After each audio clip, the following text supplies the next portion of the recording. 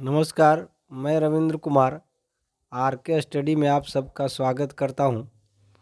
आज के वीडियो में आप देखेंगे हिंदी व्याकरण का अव्यय।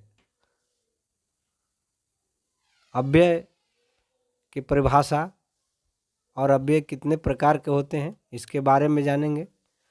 तो चलिए बिना देर किए हुए वीडियो को शुरुआत करते हैं। अव्यय से सबसे पहले परिभाषा पर आते हैं।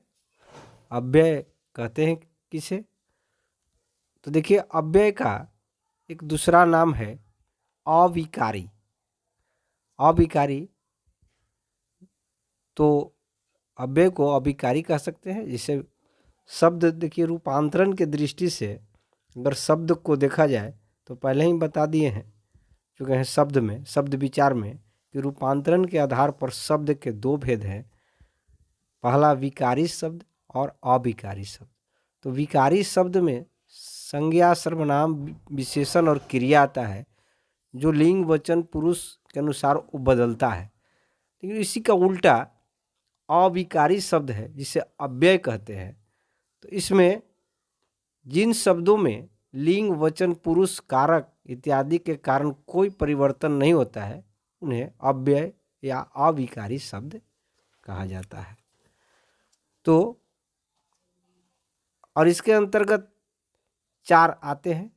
जैसे पार्ट्स ऑफ स्पीच अंग्रेजी व्याकरण में जो पढ़े हैं कि जो चार शुरुआत का जो है नाउन, प्रोनाउन, एडजेक्टिव, वर्ब, संज्ञा, सर्वनाम, विशेषण, क्रिया, इसको विकारी शब्द कहते हैं। और उसके बाद वाला जो होता है, कहने का मतलब कि क्रिया विशेषण, संबंधवाचक, समुच्चय बोधक और विस्मयादि बोधक, ये जो चार हैं वो अविकारी शब्द है। और इसमें लिंग, वचन, पुरुष, कारक के आधार पर इसमें कोई परिवर्तन नहीं होता है। तो अविकारी शब्द याद रखेंगे कि जिन, या अव्यय को याद रखेंगे कि जिन शब्दों में लिंग, वचन, पुरुष, कारक इत्यादि के कारण कोई परिवर्तन नहीं होता उन्हें अव्यय या अविकारी शब्द कहते हैं।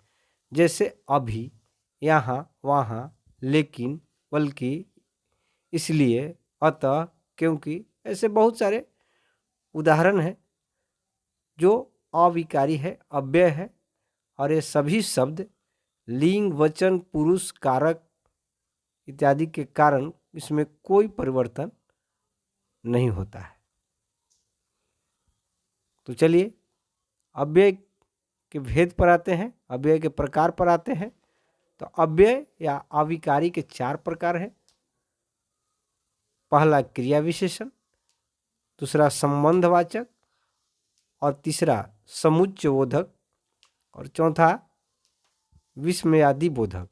ये चार हैं।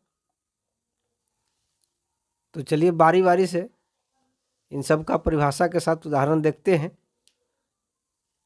तो आइए क्रिया विशेषण को देखते हैं। क्रिया विशेषण किसे कहा जाता है? अंग्रेजी में कहें तो एडवर्ब है। तो क्रिया विशेषण जो शब्द क्रिया की विशेषता बताता है उसे क्रिया विशेषण कहा जाता है।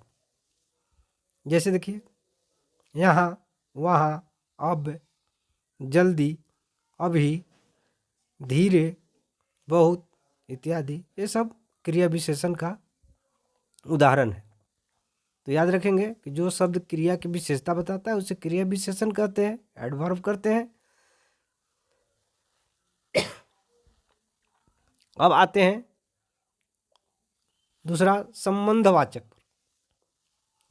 जिसे प्रीपोजिशन कहते हैं। अंग्रेजी में कहें तो प्रीपोजिशन है। संबंधवाचक जो शब्द संज्ञा, सर्वनाम के बाद आकर उसका संबंध वाक्य के दूसरे शब्द के साथ बताता है उसे संबंधवाचक कहा जाता है। जैसे नीचे, ऊपर, बाहर, भीतर। तो संबंधवाचक में जो शब्द संज्ञा, सर्वनाम के बाद आकर उसका संबंध वाक्य के दूसरे शब्द के साथ बताता है उसे संबंधवाचक कहा जाता है, प्रीपोजिशन कहा जाता है। तो संबंधवाचक में जैसे देखिए नीचे, ऊपर, बाहर, भीतर इत्यादि, ऐसे बहुत सारे उदाहरण हैं संबंधवाचक का। तो संबंधवाचक याद रखेंगे कि जो शब्द संज्ञा या सर्वनाम के बाद आकर उसका संबंध वाक्य के दूसरे शब्दों के साथ बताता है उसे संबंधवाचक कहा जाता है। चलिए अगला देखते हैं, तीसरा भेद पर आते हैं, समुच्चय बोधक, कंजक्शन जिसको कह सकते हैं अंग्रेजी में। समुच्चय बोधक जो शब्द वाक्यांशों या वाक्यों को परस्पर जोड़ने का काम करता है, कार्य करता है, उसे समुच्चय बोधक कहा जाता है। यह समुच्चय बोधक दो या दो से अधिक वाक्यों या शब्दों को जोड़ने का काम करता है,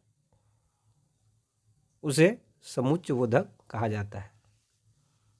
जैसे देखिए या, और, की, क्योंकि, लेकिन इत्यादि, ये सब जो शब्द है वो वाक्य या शब्द के बीच में आकर के उसे जोड़ने का काम करता है।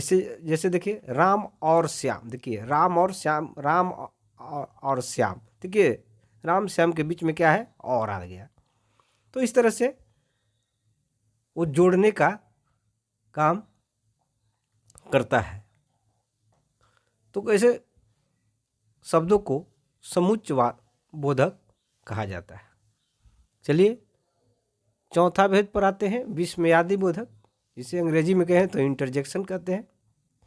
तो जिस शब्द से आकस्मिक हर्ष, दुख, शोक, विस्मय इत्यादि का बोध होता है उसे विस्मयादि बोधक कहा जाता है। वैसे शब्द जिससे आकस्मिक हर्ष, दुख, शोक, विस्मय इत्यादि का बोध होता है उसे विस्मयादि बोधक कहा जाता है।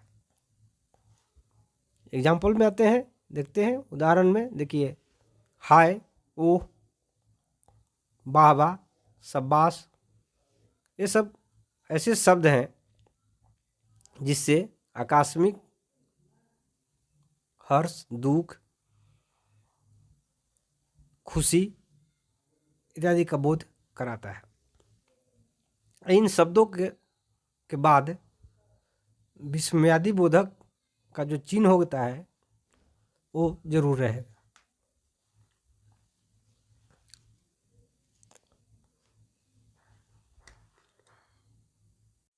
तो अव्यय या अविकारी शब्द बस इतना ही था।